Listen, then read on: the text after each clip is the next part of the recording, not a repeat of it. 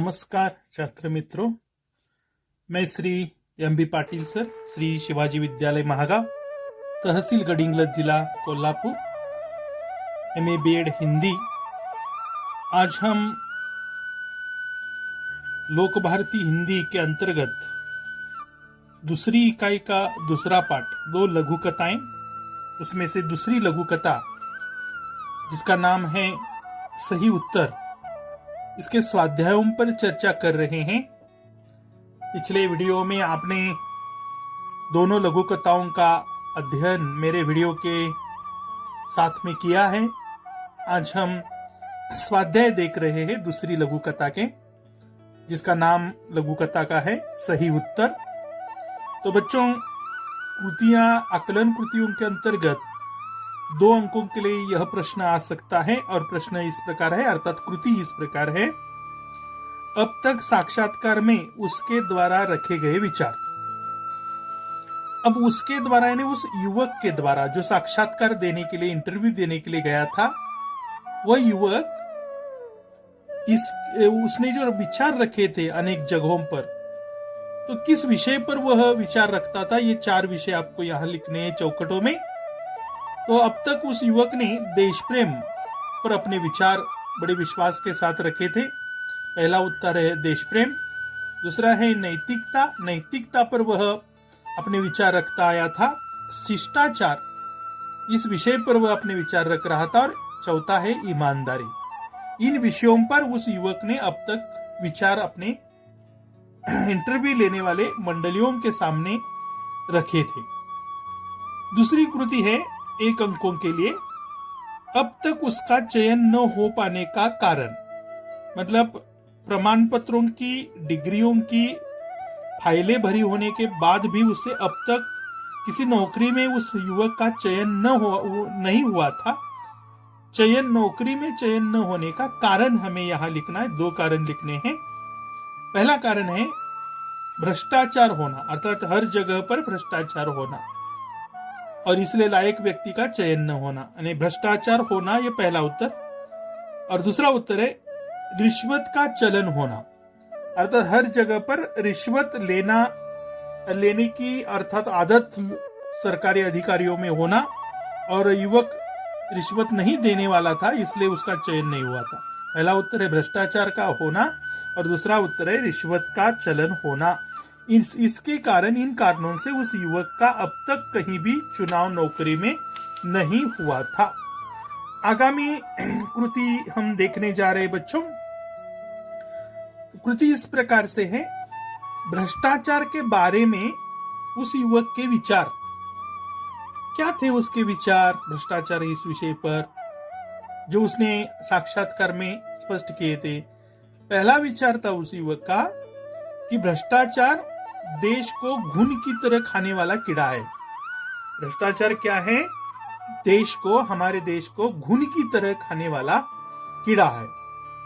दूसरा विचार था भ्रष्टाचार के बारे में उस युवक का, सामाजिक व्यवस्था को बर्बाद करने वाला है यह, अर्थात समाज व्यवस्था को लगा हुआ कलंक है यह भ्रष्टाचार।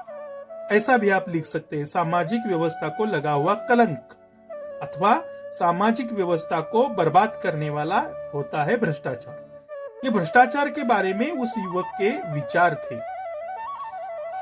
और तीसरा एक विचार है भ्रष्टाचार के बारे में, भ्रष्टाचार देश के लिए लगा हुआ कलंक। यह अलग से लिखा गया है। पहला है देश को घुन की तरह खाने वाला कीड़ा, दूसरा है सामाजिक व्यवस्था को बर्बाद करने वाला होता है भ्रष्टाचार, और तीसरा है भ्रष्टाचार देश के लिए कलंक है, यानी धब्बा है, यानी लांछन है। तीसरी कृति है लोग रिश्वत देकर ये लाभ उठाते हैं। रिश्वत देने वाले लोग रिश्वत देकर अपने यह लाभ उठाते हैं। पहला लाभ उठाते हैं लोग अक्सर रिश्वत देकर रुके हुए कार्य करवाना, अपने रुके हुए कार्य करवा लेते हैं लोग। दूसरा है दबी हुई फाइलें निकलवाना। तीसरा है टलती हुई पदोन्नति करवाना, और चौथा है रोकी गई नौकरी प्राप्त करना। ये लोग रिश्वत देकर अपने लाभ उठाते हैं। तो ये कृति यहाँ आपको परीक्षा के लिए आ सकती है। परीक्षा के लिए आने वाली और एक कृति मैं आपको समझाना चाहूंगा, स्वमत अभिव्यक्ति के अंतर्गत पूछी जा सकती है, और वो कृति इस प्रकार है बच्चों, भ्रष्टाचार एक कलंक, इस विषय पर अपने विचार लिखिए। भ्रष्टाचार एक कलंक, इस विषय पर आप अपने विचार लिखिए। तो उत्तर यही लिखना है ऐसा नहीं है बच्चों, आप अपने मन से भ्रष्टाचार समाज के लिए कलंक कैसा है अपने विचार भी आप परीक्षा में लिख सकते हैं, ये पहले ध्यान में रखिए। ये नमूने के तौर पर दिए गए हैं, आप यही लिख सकते हो या अन्य अपने विचार से, अपने तरीके से, अपने तार्किकता से अलग भी विचार लिख सकते हो। तो भ्रष्टाचार समाज के लिए कलंक कैसा है देखो। भ्रष्टाचार का अर्थ है दूषित आचार, या जो आचार बिगड़ गया है उसे कहते हैं भ्रष्टाचार।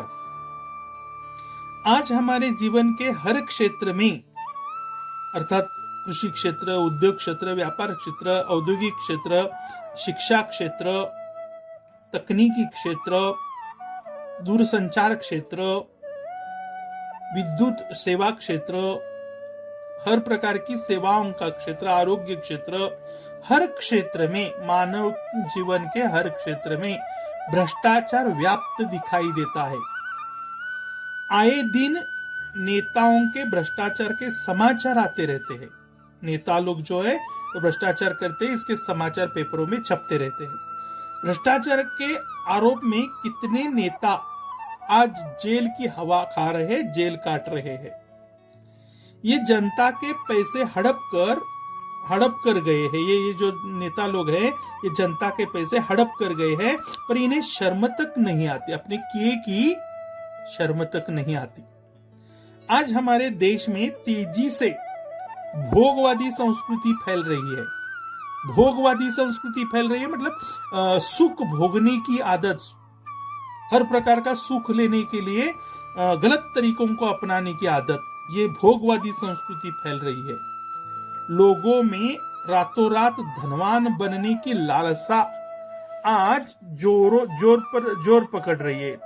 रातों रात लोग धनवान, शॉर्टकट अर्थात कहते हैं उसको, अर्थात गलत तरीका अपनाकर रातों रात लोग धनवान बनने की सोच रहे हैं। चारों ओर धन बटोरने के लिए धोखाधड़ी, छल कपट किए जा रहे हैं।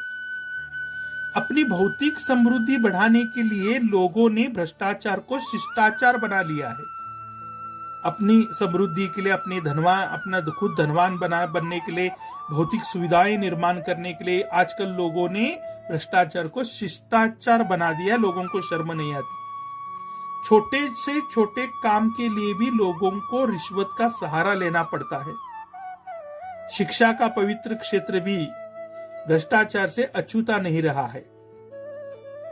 लोगों में देशभक्ति और कर्तव्य निष्ठा की भावना घटती जा रही है। देशभक्ति दिखाई नहीं देती, कर्तव्य निष्ठा का अभाव दिखाई देता है लोगों में। भ्रष्टाचार राष्ट्रीय जीवन के लिए अभिशाप बन गया है, क्योंकि भ्रष्टाचार होने के कारण राष्ट्र की उन्नति नहीं होती। हमें आत्मनिरीक्षण करने की आवश्यकता है। खुद के बल पर आत्मचिंतन, आत्मनिरीक्षण करने की आज आवश्यकता आई है। भ्रष्टाचार एक कलंक है समाज के लिए लगा हुआ। इस कलंक को मिटाना जरूरी है। हम सबको इसके लिए निष्ठापूर्वक कार्य करने की आज जरूरत है।